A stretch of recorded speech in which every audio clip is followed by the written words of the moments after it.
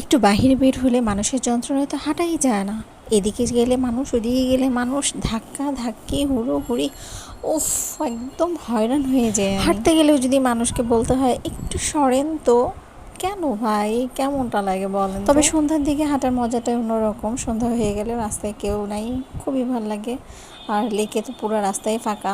মাঝে মাঝে নিজেকে সময় দিতে হয়, অনেক সময় দিতে হয়, এবং একা থাকলেই মনে হয়, তখনই মাথার মধ্যে ঘুরপাক খায় যে আমার সাথে মনে কেউ নেই, আমি একাই। তখন সারা জীবনে যত হিসাব নিকাশ তখনই আমার মাথার মধ্যে চলে আসে, কি আমার সাথে কী করলো, আমি কার সাথে কি করলাম, বা আমি এখন কি করতেছি, আমার এটা ঠিক হয়নি, কেন জানি তখনই মাথার মধ্যে আসে। সবচেয়ে বড় বিষয় হচ্ছে আপনি কিছুই করবেন না, কিন্তু সমস্ত দোষ আপনার কাঁধে আসবে।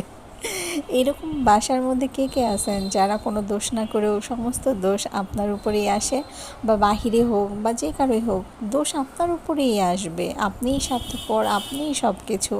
যদিও দেখা যাচ্ছে যে আপনিই সবার জন্য সব কিছু করছেন, কিন্তু আপনারই দোষ এখানে বেশি।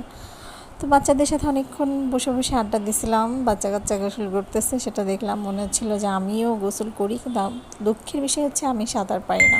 যদিও নদীমাতৃক দেশে সাঁতার শেখাটা উচিত, কিন্তু আমি সাঁতার পারি না, আমি কি করব, আল্লাহ মাবুদ জানে আমার কি হবে।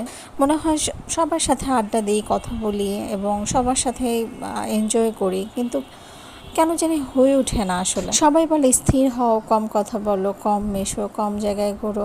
ভাই আমি কেন জানি এগুলো পারি না, আমার হয় না, আমি পারি না, আমার তো বন্ধ হয়ে আসে, এটা আমি কাউকে বোঝাতে পারি না। যাই হোক, যেভাবে যে এনজয় করে, যেভাবে থাকে তাকে সেভাবেই থাকতে দেওয়া উচিত।